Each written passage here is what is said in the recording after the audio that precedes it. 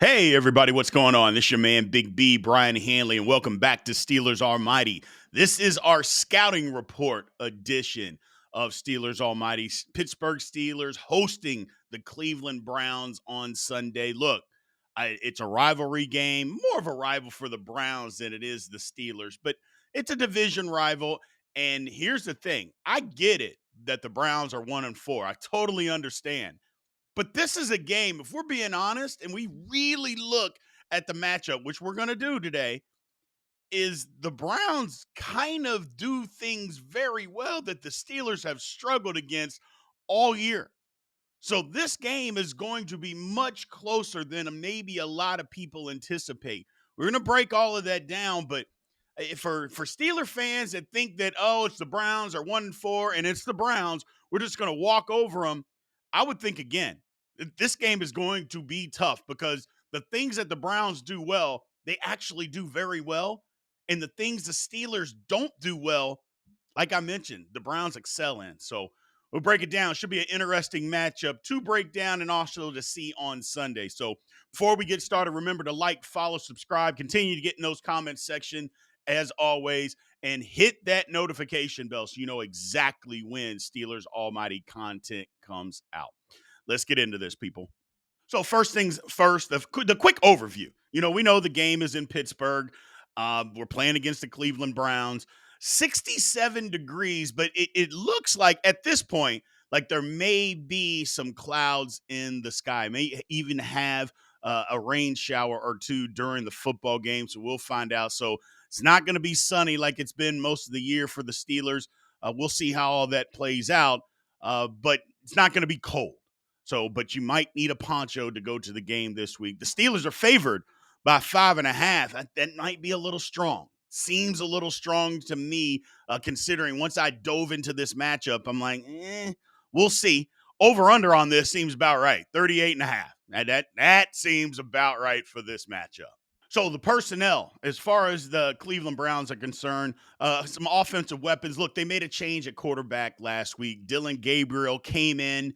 He's a rookie, and he didn't play terrible. With a Brian Flores defense where, he's trying to disguise coverages and mix things up and bring exotic pressure and things of that nature.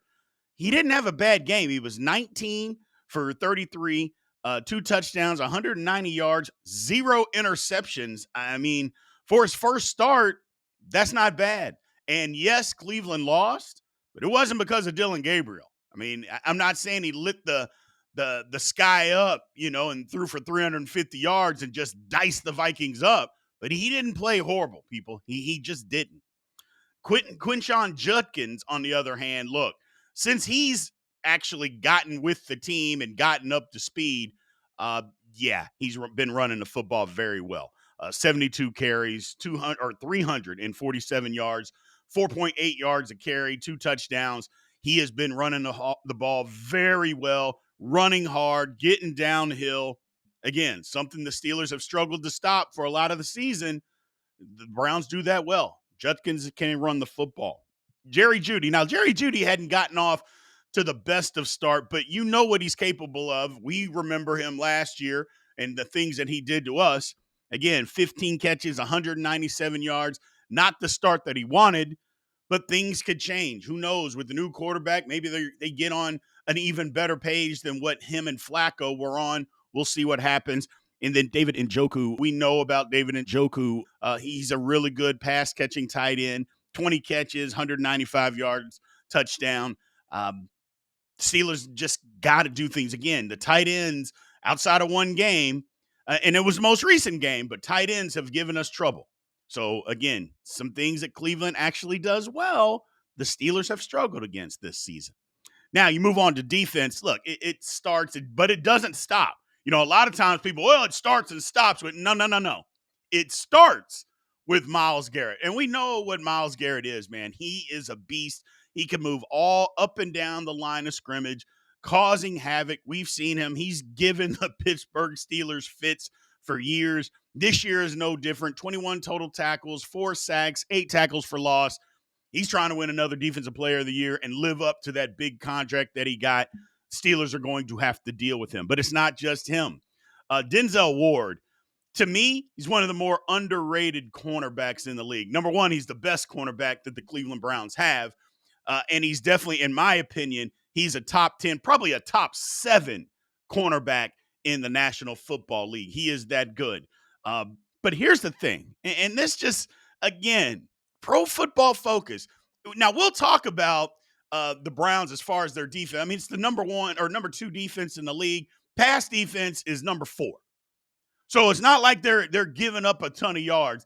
And you're going to tell me that the best cornerback on that football team is the number 88th best corner according to PFF. Give me a break. Like I always say, man, don't be fooled by PFF. Use your eyes. Let your eyes be your guide and watch the games versus what somebody is trying to grade them on, and you don't even know what they're grading them on. I just don't want to hear it. If you're trying to tell me that Denzel Ward's the 88th best corner, you're lying to yourself, man. You're just lying to yourself. So don't be fooled by that. This guy can cover. He can flat out cover. Another person on the defense, Malik Collins, D tackle. He's got 12 tackles, 3.5 sacks, 3 tackles for a loss. Again, in the interior, somebody that has to be dealt with by the Pittsburgh Steelers. It's not just Myles Garrett. And I could go on. But we don't have all day. This is not a Cleveland Browns show, but I could go on about this defense as far as guys that have to be dealt with. But to me, those are the main people. I got an edge rusher, interior, and a corner. You got to deal with those guys, man. It's gonna be tough. It's gonna be tough. Some of the things that they did as far as free agency. Look, Malik Collins, to me, that's the guy. I mean, they brought him in, and he has been phenomenal for them. As far as plugging up the interior. That was something that they thought that they had done last season, but they didn't.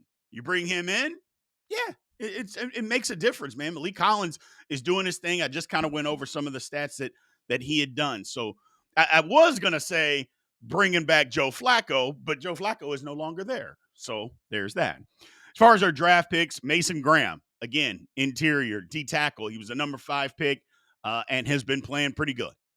We thought he was going to be good. People tried to talk about some of his limitations as far as his arm length and all that stuff. Well, a motor and knowledge and strength kind of eliminates some of that stuff. He's been playing well for the Cleveland Browns. Number 2, as far as their linebacker, Carson Schweissinger. I believe that's his last name. If it's not, Browns fans, you can kill me in the comments. I don't care. Round 2, he was the 33rd pick, playing well as far as a linebacker. But also in the second round, they took Quinshon Judkins, running back. He was 3 picks later at number 36. So yeah, they drafted some guys and immediately plugged them in. Maybe the Browns are trying to get better. We'll see how all that works. It's still the Browns, people. And then Dylan Gabriel, round 3, number 94 as far as a quarterback. He is now currently starting. So those 4 guys are having an immediate impact for the Cleveland Browns, which is exactly what you want. In the first 3 rounds, you got 4 picks. Can they make an impact on your team? So far, that's what's going on. Let's move on to the injuries, ladies and gentlemen. So for the Pittsburgh Steelers, I think we kind of know. Jalen Ramsey, he's going to be out with a hamstring. Calvin Austin, he's going to be out with a shoulder. As far as everybody else, Joey Porter, Jaylen Warren, Alex Highsmith, all have practiced all week long, full practices.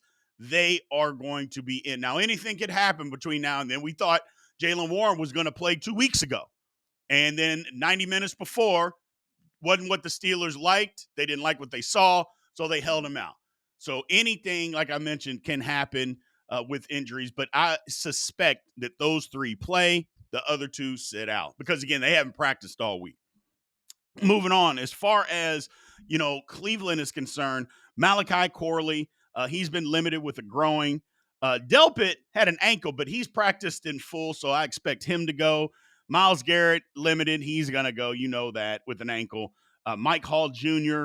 With a knee, he's limited. I think he's going to go. Now, KT Levinston with the calf, I don't know. They brought in Cam Robinson, and number one, that position has not been good for the Cleveland Browns. Let's start there. So they bring in Cam Robinson.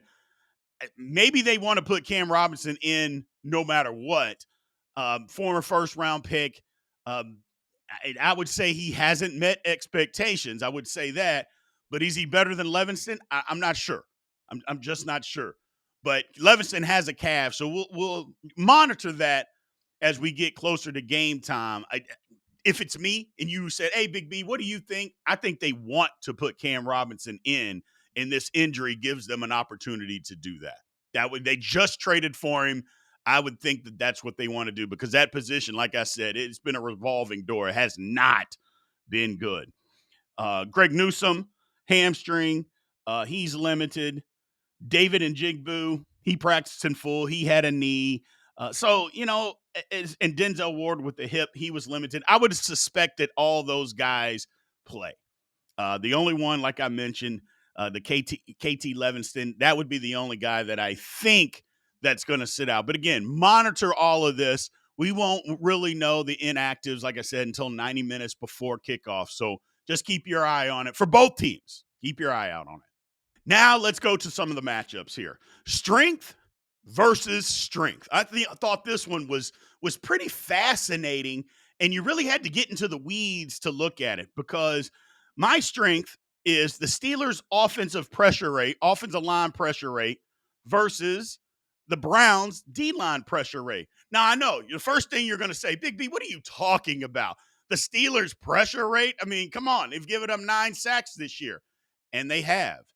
But when you look at the actual pressure rate of the Pittsburgh Steelers is at 29.5%. That's the third best in the National Football League or the third lowest in the National Football League. Look, and I know some of that was bolstered from the Vikings game. Now I know what you'll say. Well, they gave up 2 sacks against the Vikings, and they did. But it was blown blocking assignments. It wasn't somebody getting physically beat. Now, I understand a sack is a sack. I don't care if it's a blown blocking assignment. For me, that's even worse. But it's a blown blocking assignment, whatever. A sack is a sack. But when you actually look at the pressure rate depends on are guys actually getting beat? Like, are they physically giving up the pressure? The Steelers are better than what you think. Now, the Browns are also really good. They're 7th in the National Football League as far as pressures at 45%. They get after the quarterback. And that front four can get after the quarterback. So are they going to have their hands full? Yes, they are. But like I mentioned, as bad as the Steelers line has looked, and at times it has looked bad, the majority of it has been in the run game where it's been bad. But as far as pressure rate, it's not as bad as what you think. Sometimes these nerd stats work out to be in the Steelers' favor, man. I'm not big on nerd stats, but pressure rate is kind of important. I can bash the stat all I want, but pressure rate is pretty damn important.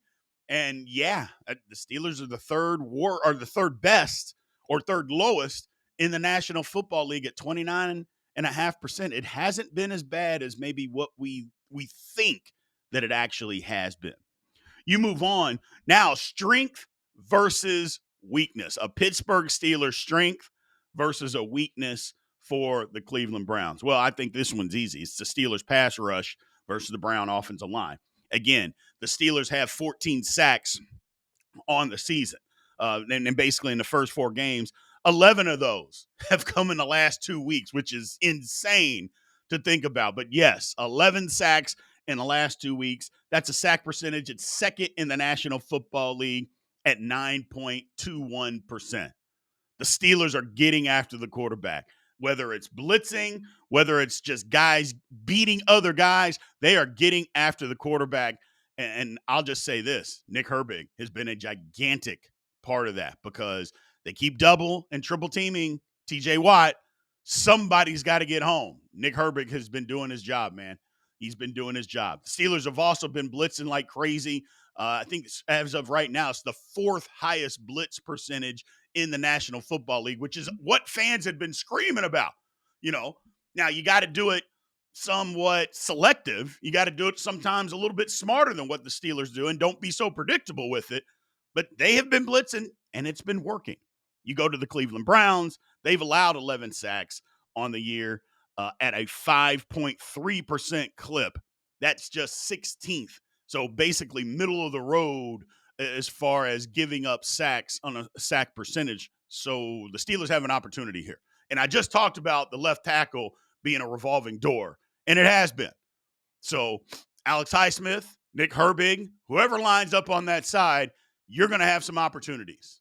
You got to be able to make them pay for it. You got to make them pay. So their offensive line has not done well. The Steelers' pressure has led them to lead the league in turnover margin.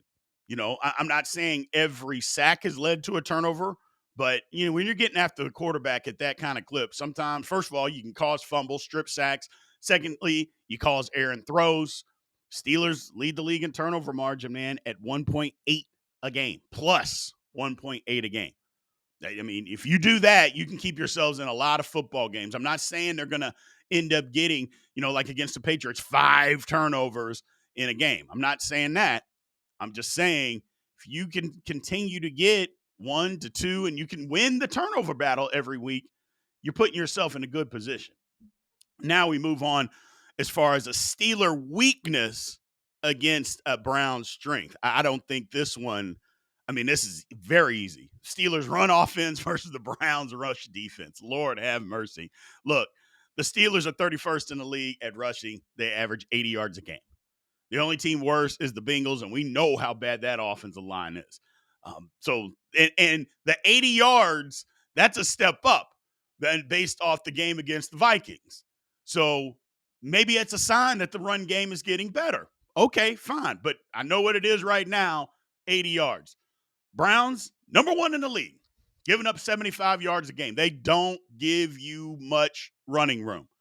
So that's why when I mentioned at the top of this it's a tough matchup for the Pittsburgh Steelers because the things that the Browns do well, they do very well. And it just happens to coincide with the things that the Steelers really struggle at. And 80 yards a game is not going to cut it. You run against 80 yards against Cleveland, we're asking for trouble. We're asking for trouble.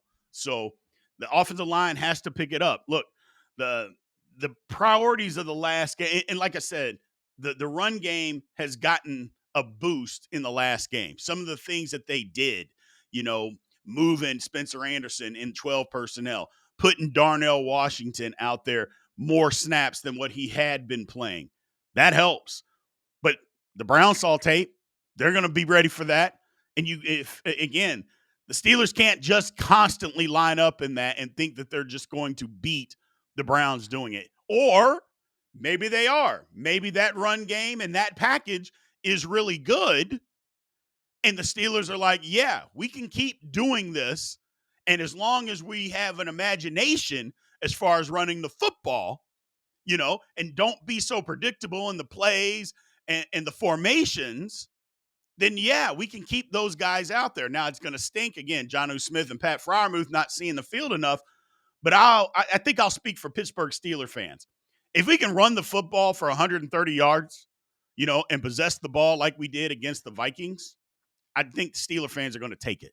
I'm pretty sure that they are going to take that, moving forward. And it doesn't matter who's on the field. It could be Mickey Mouse. As long as Mickey Mouse can block the edge and set an edge, then we don't care. We literally don't care who's out there. We don't. So that's just me speaking for Steeler fans out there. We just want to be able to run the football, ladies and gentlemen. But let's make no mistake, the Browns are pretty good. Now, the one thing I'll say about that, they gave up 97 yards, 4.2 yards a carry to the same Vikings that the Steelers only held down to 70 yards. So we can think whatever we want about the Vikings or the Steelers against the run and the Vikings run game, but this vaunted really good run defense, and it is good. I don't want to be that disrespectful to the Browns. The Vikings found a way. So if the Vikings can find a way with that banged up offensive line, the Steelers should be able to find a way. That's my only point in this, people. That's my only point.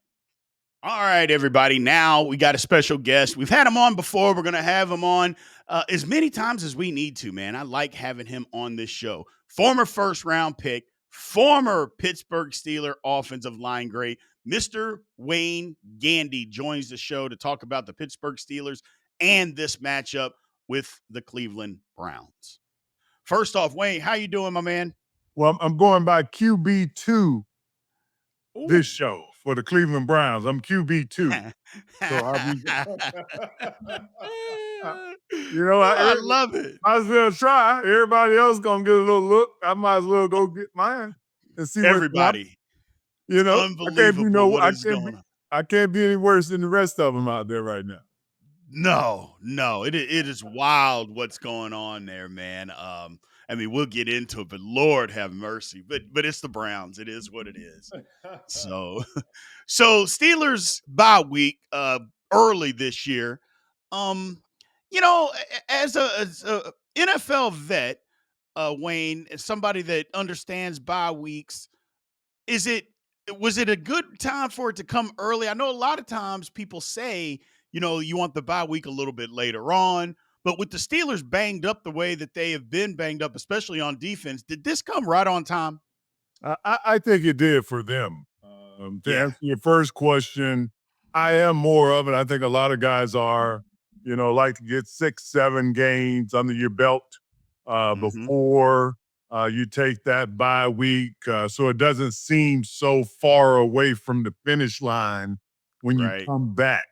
Now I got, if you're the Steelers, you got to go 12, 13 weeks. There is no time off to reshape, regain, plan. But you hit the nail on the head when you talk about it is also based on your injuries. Mm-hmm. The Baltimore Ravens wish they had one here early to try to bandage up some things and get their mind right. But the Yeah. Steelers, it is what it is. I've always felt like the league should push it back and it should start after 6 games. But it's something that came on right on time for the Steelers, at least right here, where you can get some guys back. You can buy some time for a guy like Jalen Ramsey, where right now, if you didn't have the bye week, you would have missed maybe 2, 3 games. Now maybe you can get him back and just missing 1 game. So yeah, it's one of those things people talk about. You want it a little later, but it definitely is being determined by the injuries you need to solve. Absolutely. So, the offensive line obviously has been a huge topic of discussion for all Pittsburgh Steelers fans. I'm sure coaches, podcasters like myself, everybody's been talking about the O line, and it has struggled, but it looked better against the Minnesota Vikings. Wayne, I mean, they did some things that looked better. Now, was it perfect? Absolutely not, but it did look better. Was it just a matter of, because Mike Tomlin kind of talked about it, adding bigger guys kind of at the end of the line there. They went to 12 personnel. They made Spencer Anderson that second tight end out there, playing Darnell Washington more and allowing those bigger bodies to block defensive ends. Do you think it was more that, or did you see some other stuff from everybody else on the line to where maybe those guys are starting to get it together a little bit? I appreciated and embraced the energy I saw. Okay. As the game went on, you could see different guys, after they were making blocks, celebrate a little bit, having Mm-hmm. that enjoyment. And me and you talked a couple of weeks ago, and I told you the biggest mistake I feel like the Steelers made was they kind of took the whole team and act like they had already been assembled, Right. and that is not true. And unfortunately, trust me, I tried to get around it mentally as much as you don't want to go through training camp. It's dog Right. day. It is almost like it's never ending.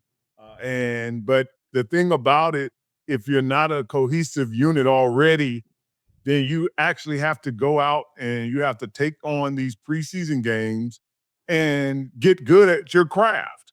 The Steelers didn't do that with this offensive line.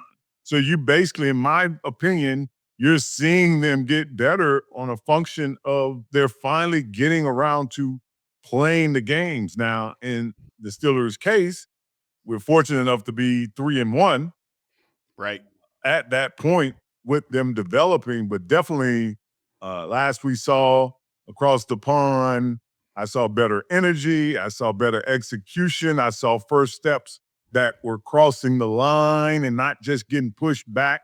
And as I said, a guy like Aaron Rodgers and his offense, you're not looking for some Hall of Fame performance. You don't really feel like you got those backs in the backfield. You got some good, solid backs, but for the most part, the three guys you have would really, I would just be honest, would be more of second backs, regardless of where they went. Now, Correct. but you can be a good running core. And that's the thing. Hmm. Between the line, those big tight ends, the Steelers have to go out and as a team produce at least right around or above 100 yards a game. It can't be those 22 for 58 yard. It's an Yeah. ineffective, it's putting too much pressure on Aaron Rodgers. It has no balance to the system. But I did see the offensive line, Broderick Jones, and they have another good test with Cleveland. The one thing Cleveland does have a good defensive front line on, and they're going to have to run the ball. And I Right. think we're going to see another step in that. And it was good to see Arthur Smith, the OC, make that adjustment. Get Spencer Anderson out there. Play Dwayne, Hmm. put those big bodies. You have to adjust to what you have. The best coaches I know are the ones who try to take the, you know, the ingredients you give them and Hmm. make the best meal. They don't try to force it. And after 3 or 4 weeks, you see, okay, maybe we need to just get bigger and get a better, bigger body out there and lean on some people. And I think we saw that by sending in that extra lineman, by keeping the bigger tight end out there. But I definitely saw a different energy and approach to trying to establish the run. Right. Now I don't want to linger on the line too much, Wayne, but I did have a question for you. I've been talking about the line as far as Arthur Smith is concerned as trying to mix more gap blocking schemes versus constantly just inside and outside zone. I think sometimes you have to mix that up and because you do an inside or outside zone, one guy messes up and the whole play can get blown up. And now, granted, that can happen in the gap blocking scheme, but I think the Steelers, their offensive line, some of those guys are built maybe better for gap blocking and more downhill. Do you see that as part of something that Arthur Smith also has to get better at? Is trying to mix in more gap blocking than it just constantly being zone blocking? And that's the thing, Brian. I felt like you didn't take the preseason to figure out what your line is. Right. We gap? You take a game or two and we just run gap scheme to see, then get that on tape. And then we take the next preseason game, we put zone, and then you get to decipher. We're having to do that in live action. And you're correct as far as it seems that these guys would be better if they were gap block, if they were coming combo blocks, zone Mm-hmm. blocking, they don't seem to get the coordination. Now, Right. that's the thing. It's not. It looks like just big guys on skates up there, and but it's some athleticism. There's some thoughts, and especially when you're running that zone with the athleticism at linebacker. I mean, Yeah. most linebackers now are just big safeties. And Right. those were the guys that are shooting the gap. Is no longer, they might be about 240, but they got safety speed and quickness now at that Yes. position. So you got to have some good timing. The guy that you're blocking with, he has to kind of have a feel for you getting off the block, and when to take over. So, and then what kind of backs do you have? I love the way that Gamewell got in there. Jalen Warren was out last week and Gamewell got in there, and I just love the fight I saw in him, the strain of the Absolutely. muscle. He was trying to get every inch. He wasn't just trying to get Hmm. every yard. He was trying to get every inch in his stitches, and that's what I liked about it. Yeah, I talk about that all the time, Wayne, and say that, yes, it's true. Running backs are only going to be as good as their line. I said, but sometimes the running back has to help the O line by running the daylight because the hole may not always be where you think it's going to be. It might be somewhere else. Well, you got to run there. You can't just. Hey, if it's not here, well, this is where it's supposed to be. I'm just going to run here anyway and get 2 yards. No, if you go backside, you might get 15 yards.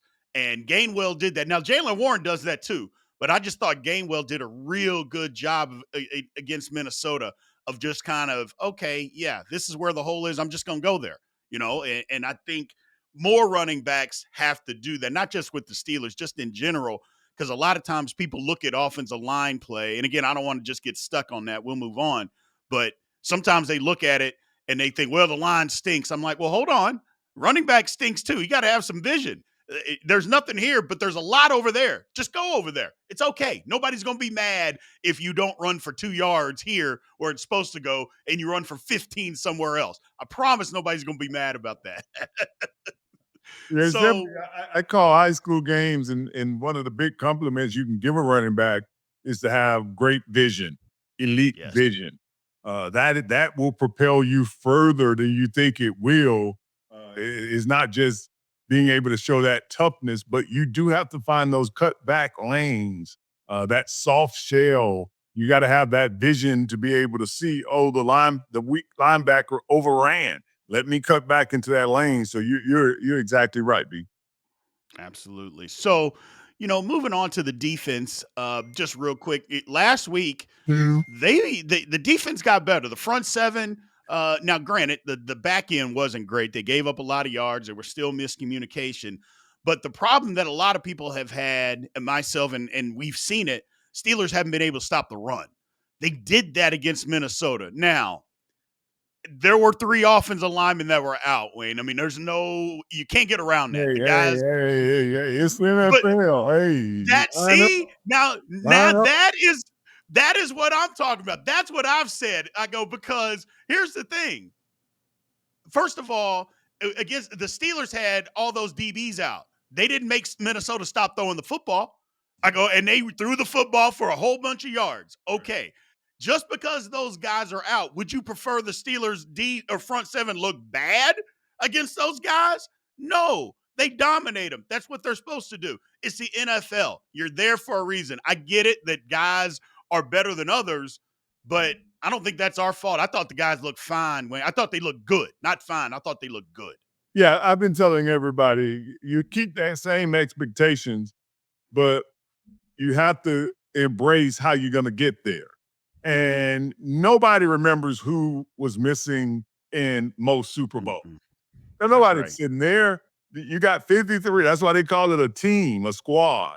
And I always say it's complementary football is not just as the game goes, it is whose turn to pick up the slack. Who's supposed to dominate?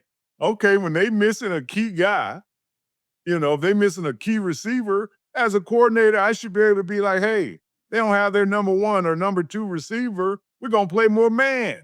We don't have we can take a little more chances. It's time for you guys to step up. Hey, nobody's counting when the Steelers gonna be missing this guy. If you take that approach, that means that every time a key player is out, then you should have the idea that you're gonna lose. And that's not a winning attitude. Right. That's not a winning team. A winning team is like you see with the 49ers. I mean, they played Russian roulette. They just carousel and they're still winning. And that's how you have to. And that's what I loved about the Steelers defense. Guys have stepped up. Yes.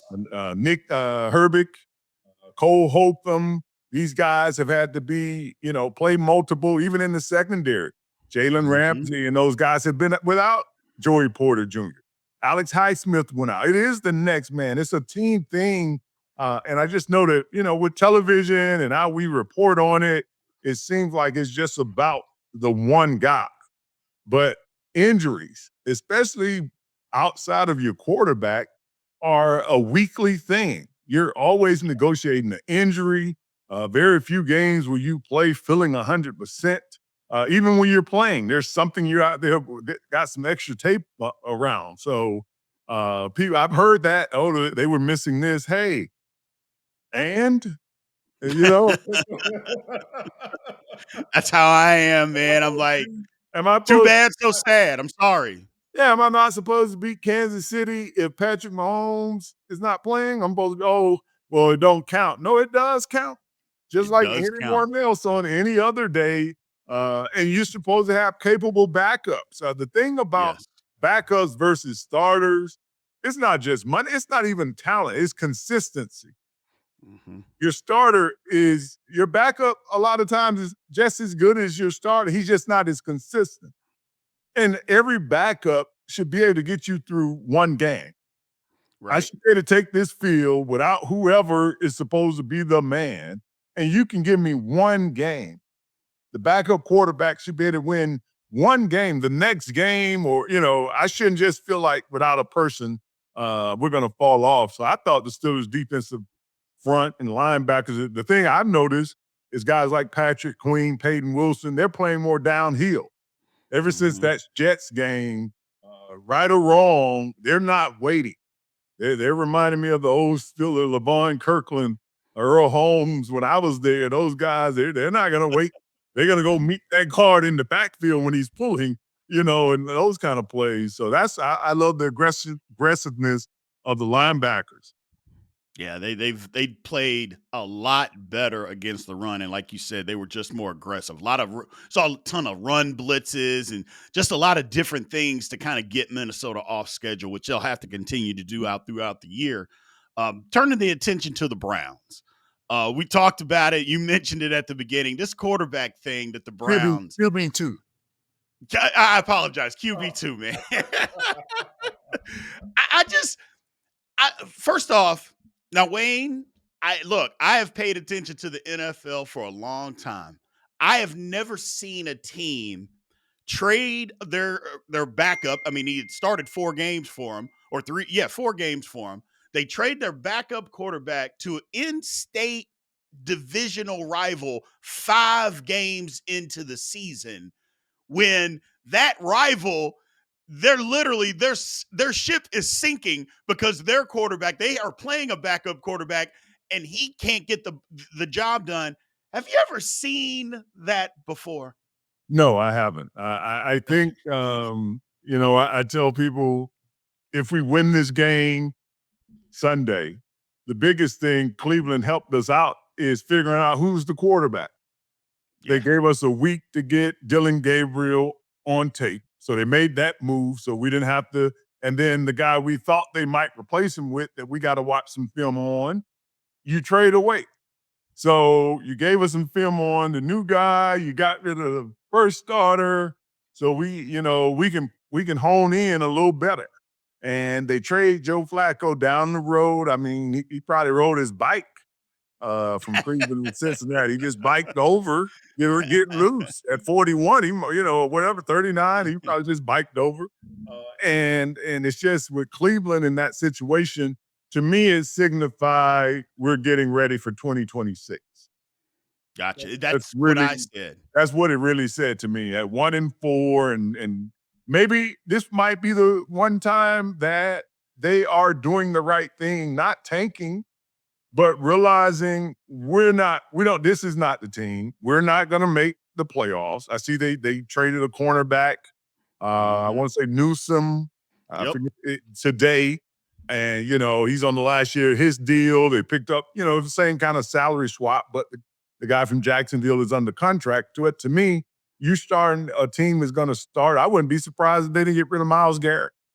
I Right. really wouldn't. And try to take advantage of the draft picks, kind of like a Michael Parsons situation. Not that he is not the face of the franchise, but you're in a rebuild. And I feel like they rebuild starting this week. They're going to see if Dylan Gabriel can't do it. Okay, we'll give him a couple of weeks, see what Shador. And if you want to blame somebody as a Browns fan, it's about whoever decided to bring in Deshaun Watson on a Yeah. guaranteed contract. Yeah. For me, as I tell people, it was more of Deshaun Watson at the time that he was free. It wasn't like he was in that second year where he lit up the league. He was struggling a little before, similar to CJ Stroud down there in Texans. He caught everybody by surprise. And now he's going through that little, okay, people have caught up to me. Yeah. Now, where's my next trick? So Right. I think that to me, and I don't know if you feel that way. I think you mentioned it. I felt Mhm. like the move of Joe Flacco was that Joe, you've come here, you did what we thought. We're not going anywhere. You're a veteran. You go over there with T. Higgins and Jamar Chase. Maybe you can do something because when you have those kind of talented receivers, you can just be a good, solid quarterback. You don't have to do anything great. Yeah, Right. Jake Browning couldn't take advantage of it, but maybe Mm-mm. Joe Flacco can. They do have a lot of talent in that receiving attack. But I just felt like the Browns were saying, we're going to get ready for next year. We're going to see what these two young quarterbacks we drafted really can bring to the field. You see, and I like I said, I agree 100% that they've waved the white flag, but I don't agree that they should have. And here's the reason why is because this defense is incredible that they have right now. I mean, now granted, it can change, but as of right now, this defense is great. It's not good. It's great. It's what is it? I think it's number 2 overall, 1 against the run and 4 against the pass. I'm like, and you're giving up? I'm like, if you could just find a little bit of offense. Look, I've said this for years, Wade, that Mike Tomlin wants to win a game by playing great defense, great special teams, and just make a couple of plays on offense, and he's fine winning 17-14. That has proven to be able to win 9 to 10 games every year. Now, how that does in the playoffs, that's a different conversation. But we've seen that formula work. It seems like that Cleveland is on that path or could be on that path, but they've just said no, no, we're done. We're just going to go to the rookie and see how it works. I don't agree, but I don't care. I mean, it's the Browns and they're going to do those kinds of things. But I just thought, man, you give up on a team with this kind of defense and you're waving the white flag already. I'm like, wow. I don't understand that. But they have. They have. What you mentioned, the Tomlin way, Cowher way, it's just the Stiller Mm-hmm. way. It was Yeah. always a mindset, a system, an organization that plays the odds that I can win 9, 10 games with the format you just said, the formula. Now, what it does Mm-hmm. in the playoffs, the Browns and a lot of teams seem not to have that patience. They only Right. want to win in style. They only want to Yep. win with a brand. I've said that about the Cowboys.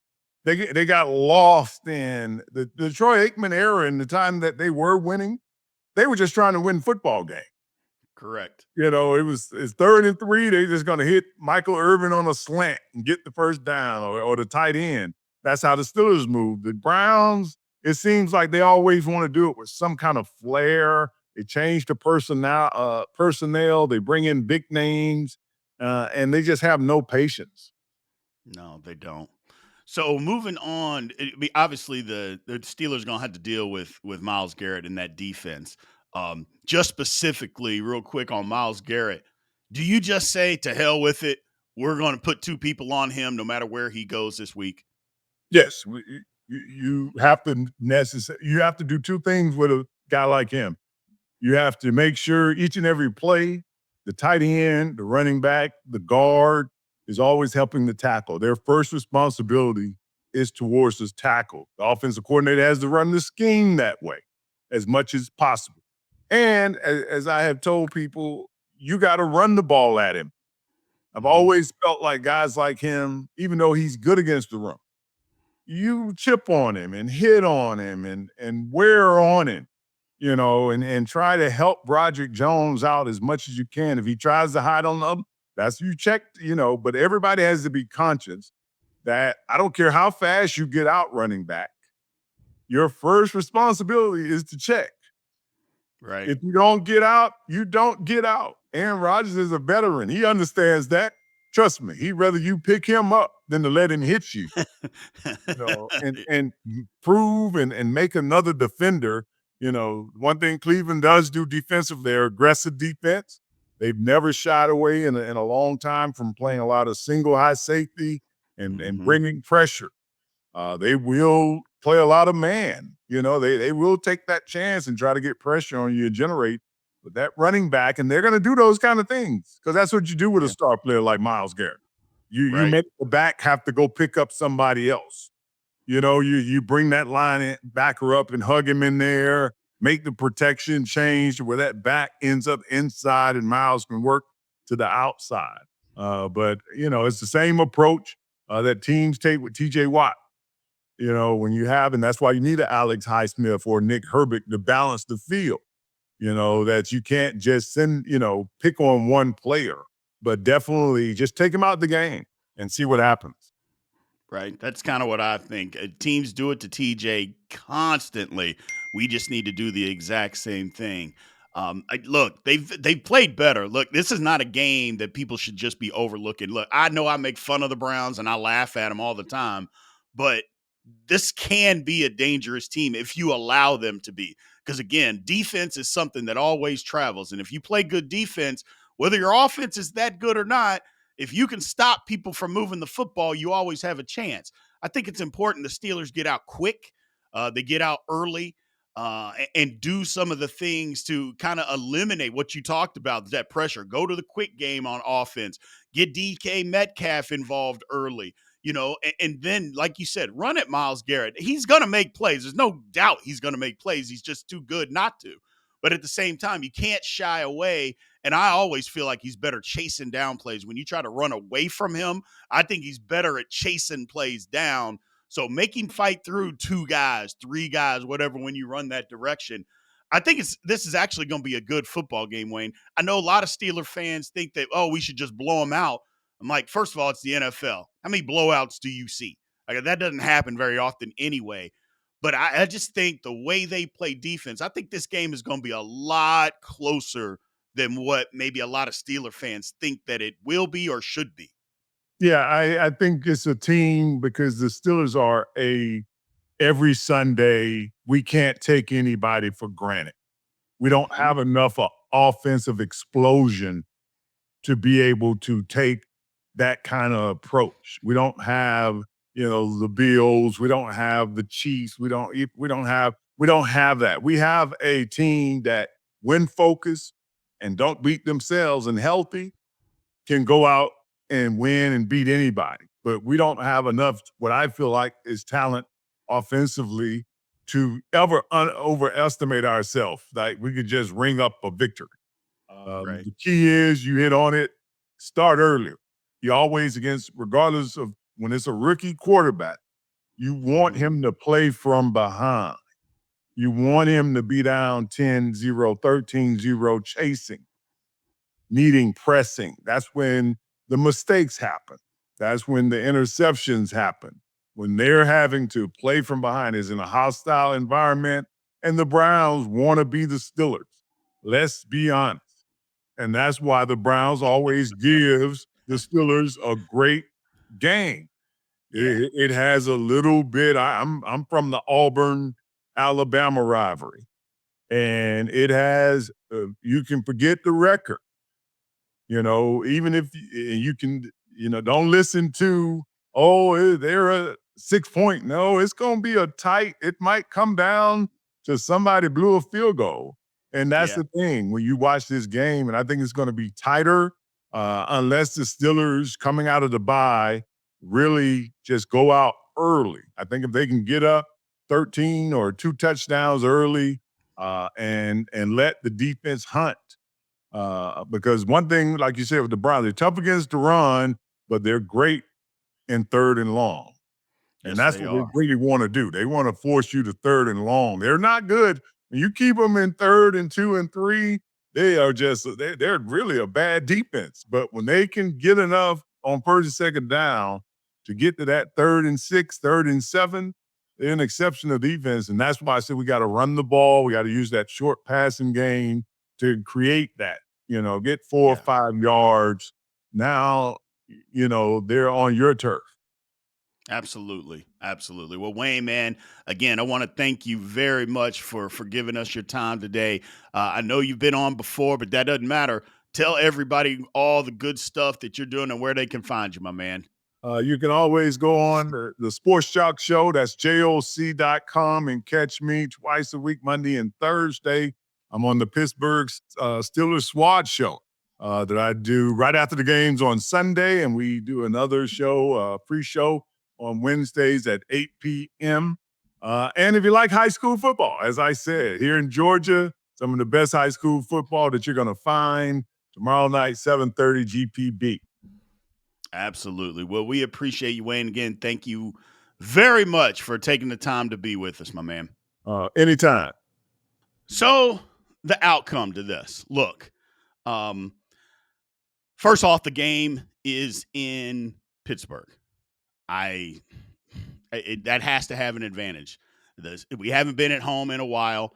Last game didn't work, didn't look good.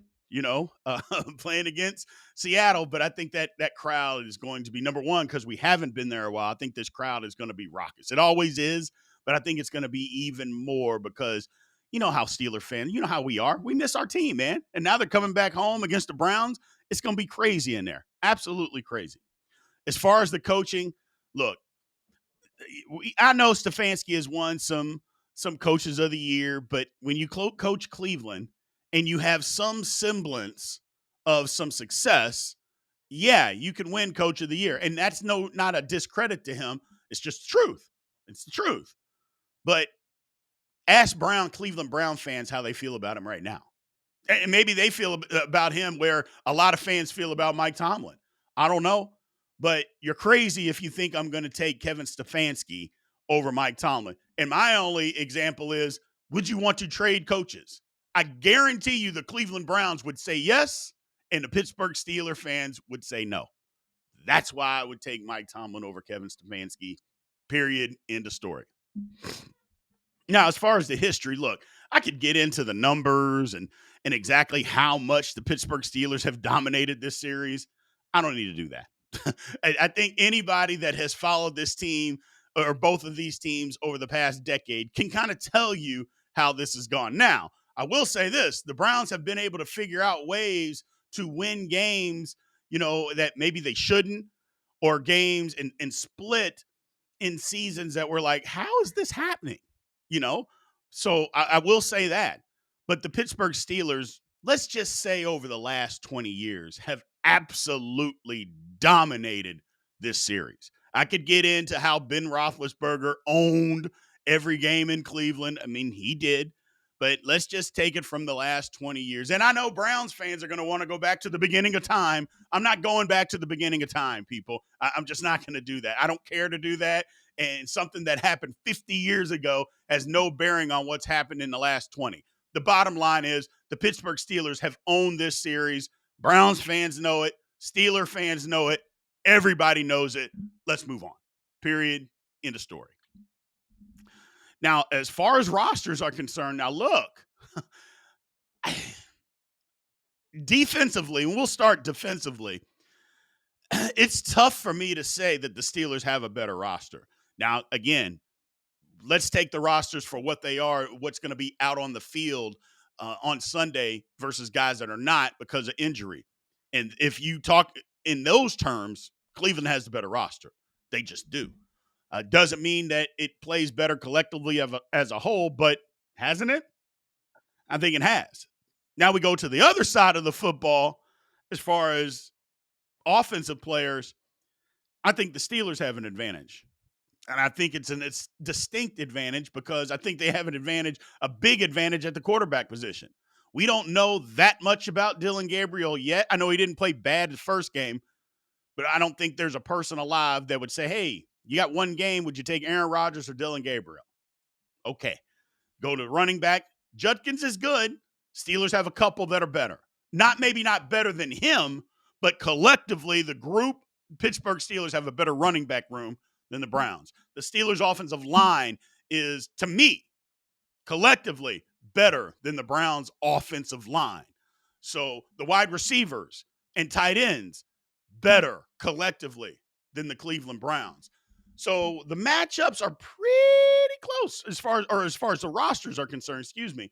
So the roster, I'm going to give the slight edge to the Steelers, but it's not by this grand wide margin or anything like that. It's not. But I'm going to give the advantage to the Pittsburgh Steelers. Now, you move forward and you talk about matchups. Look,